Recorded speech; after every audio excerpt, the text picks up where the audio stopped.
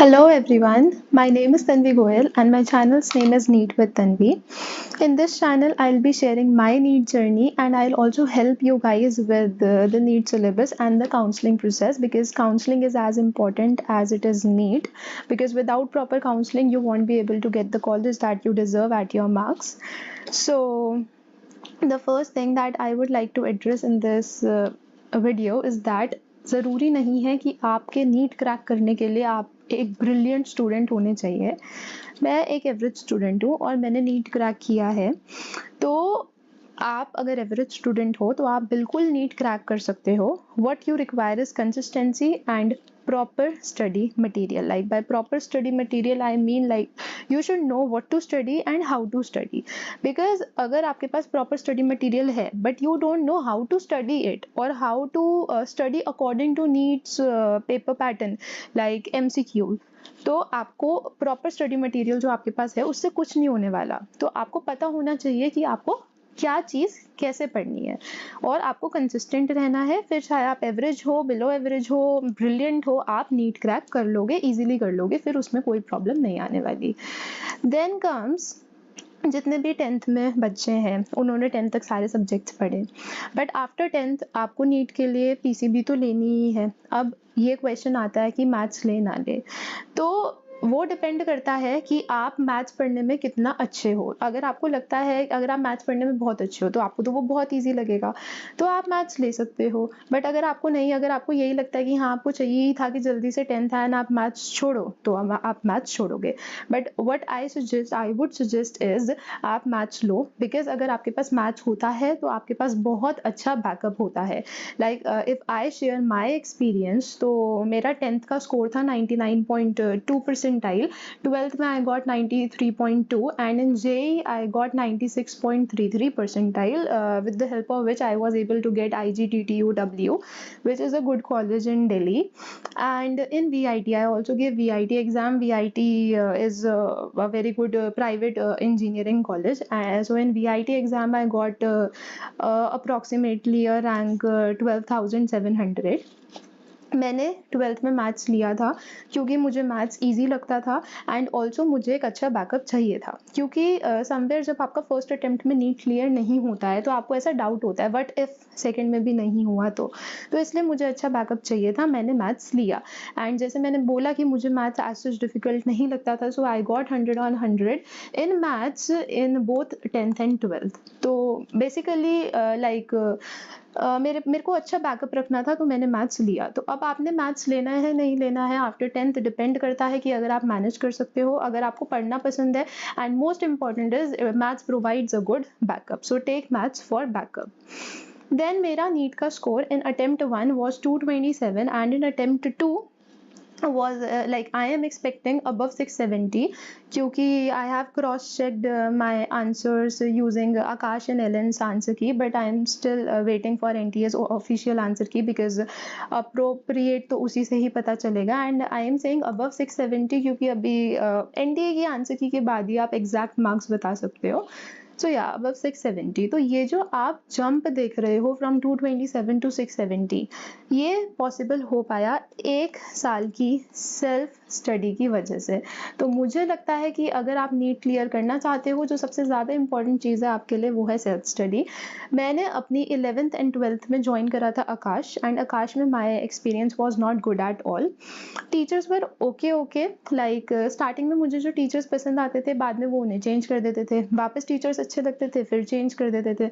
तो मुझे एक तो उस चीज़ से ही मेरा ऐसा इंटरेस्ट लूज हो गया था, बिकॉज आपको चाहिए होता है ये कंसिस्टेंट आपके टीचर रहे। देन द अदर थिंग, इनके मॉड्यूल्स जो थे आकाश के दे वर गुड, बट उनके अंदर बहुत सारे टॉपिक्स थे जो नीट के लिए बिल्कुल भी रिक्वायर्ड नहीं थे। तो पहले ही लगता है 11th 12th में तो देखो लगता है कि नीट का सिलेबस ऑलरेडी इतना सारा है एंड आपको वो टॉपिक्स भी पढ़ने पड़ रहे हैं जो नीट में आने भी नहीं वाले। बट वही है कि जो पढ़ सकता है वो पढ़े।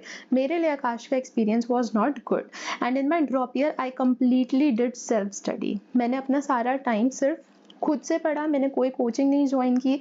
इवन मैंने जो सैम्पल पेपर्स लिए वो भी मैंने ऑनलाइन ऑर्डर किए, उसके लिए भी मैंने ऐसा कुछ नहीं किया कि मैंने क्रैश कोर्स ज्वाइन करा हो या कुछ किया हो। सेल्फ स्टडी की एंड अपने खुद के नोट्स बनाए, वही मुझे बेस्ट लगता है। तो bio and physics chemistry. Bio तो देखो मैंने 2023 एंड 2024 दोनों ईयर्स के एग्जाम्स दिए हैं, मुझे पता है बायो कम्प्लीटली एनसीईआरटी में से आती है, तो इसलिए मैंने अपने ड्रॉप ईयर में सिर्फ एनसीईआरटी पढ़ी। मैं 2023 का एग्जाम दे के आई, मुझे रियलाइज़ हो गया एग्जाम आता कैसा है, और तभी मुझे रियलाइज़ हो गया कि आनी तो सिर्फ एनसीईआरटी है। अपने ड्रॉप ईयर में मैंने सिर्फ एनसीईआरटी पढ़ी। 3 to 4 टाइम्स एनसीईआरटी आपको पढ़नी पड़ेगी। अगर आप अभी भी मेरी एनसीईआरटी की बुक देखोगे, इट इज़ कम्प्लीटली येलो, क्योंकि मैंने उसमें हर एक लाइन को हाईलाइट किया है, एंड जो चीज़ें एक्स्ट्रा लगती हैं उनको मैंने जो साइड में स्पेसेस होते हैं वहाँ पे लिखा है। तो बायो में सिर्फ एनसीईआरटी पढ़ो, आपके 360 ऑन 360 आ सकते हैं बायो में, अगर आप सिर्फ एनसीईआरटी पढ़ते हो तो। एंड क्वेश्चन सॉल्विंग के लिए मैंने एमटीजी का यूज़ करा, because MTG has lot many questions in it, and MTG की मेरे पास 2 अलग अलग बुक्स हैं, तो क्वेश्चन सॉल्विंग इनफ हो जाती है अगर आप एमटीजी करो तो।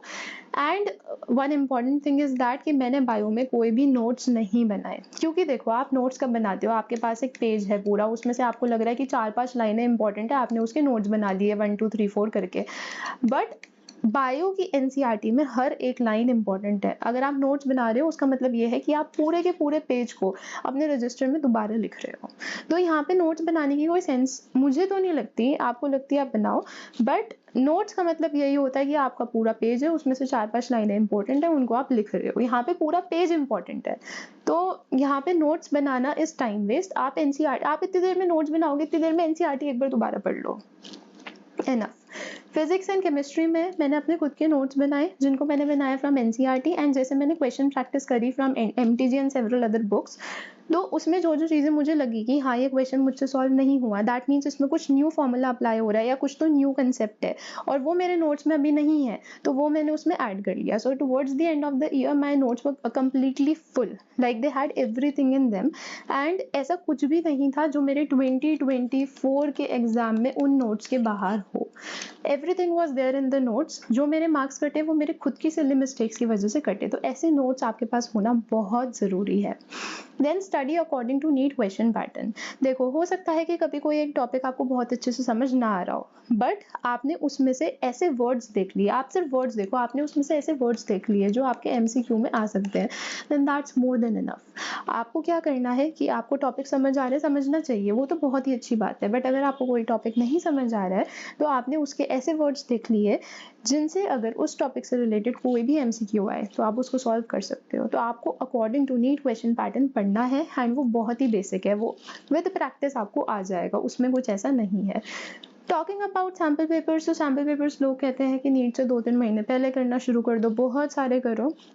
मैंने सैम्पल पेपर्स करना स्टार्ट करे 1 मंथ बिफोर नीट, क्योंकि मेरा सिलेबस ही तभी पूरा हुआ था, एंड मैंने सैम्पल पेपर्स भी किए हैं 15 to 20 from the books I ordered online, तो इतने इनफ है। बेसिकली आप सैम्पल पेपर सॉल्व करते हो, क्वेश्चन प्रैक्टिस आपकी होती है, आई अग्री, बट मेनली आपको करनी होती है टाइम मैनेजमेंट, और टाइम मैनेजमेंट आपकी हो जाएगी। देखो आपका पेपर कब छूटता है, जब आप पहले बायो कर रहे हो आप बहुत फास्ट कर रहे हो, फिर आपने केमिस्ट्री करी आप थोड़े स्लो हो गए, फिजिक्स तक आते आते कुछ जान बचती ही नहीं है, आपका पेपर कभी भी नहीं छूटेगा।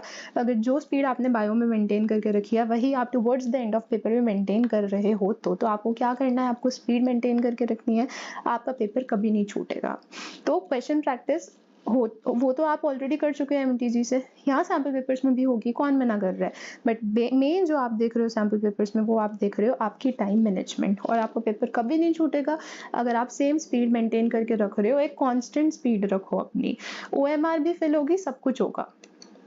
Then towards the end of this video I would like to say don't take stress लेने से कुछ नहीं होने वाला है, हम इंसान हैं, रोबोट नहीं हैं। बहुत लोग होते हैं जो कहते हैं भाई हम तो एक ही चीज़ फॉलो करेंगे, 12 से 5 सोएंगे, उसके बाद 5 से दोबारा रात के 12 बजे तक पढ़ेंगे। देखो आप इंसान हो, आप रोबोट नहीं हो।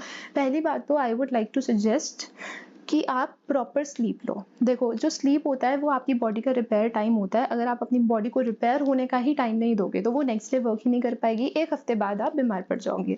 तो आप अपनी बॉडी को प्रॉपर स्लीप दो। मैंने अपने इस पूरे ईयर में एक दिन भी ऐसा नहीं गया होगा कि मैंने 6 आवर्स से कम स्लीप ली है, एंड अगर ली भी है तो उसको मैंने नेक्स्ट डे 10 घंटा सो के पूरा किया है, बट ये कुछ हेल्दी नहीं है। तो आई वुड सजेस्ट कि आप डेली 7 आवर्स की स्लीप लो एटलीस्ट, और हो सके तो उसको 8 कर दो। मतलब अपना स्लीप में ऐसा कुछ मत करो कि आपको अपना स्लीप का टाइम कम करना पड़ रहा है, उसको आप एक कांस्टेंट मेंटेन करके रखो, बिकॉज वो बहुत ज़रूरी है। आप अच्छे से सोओगे ना, आप नेक्स्ट डे खुद देखोगे कि आपका पढ़ाई में और ज़्यादा ध्यान लग रहा है। एंड बी पॉजिटिव, देखो जो होना है वही होगा, तो नेगेटिव होके क्या फ़ायदा, पॉजिटिव रहो, कुछ फ़ायदा नहीं है नेगेटिव होने में।